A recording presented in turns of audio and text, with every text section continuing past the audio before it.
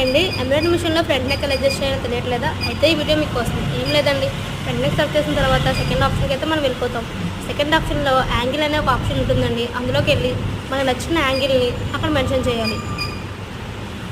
వెంటనే యాంగిల్ అనేది చేంజ్ అయిపోతుందండి. దాని తర్వాత థర్డ్ ఆప్షన్కి అయితే మనం వచ్చేస్తాం.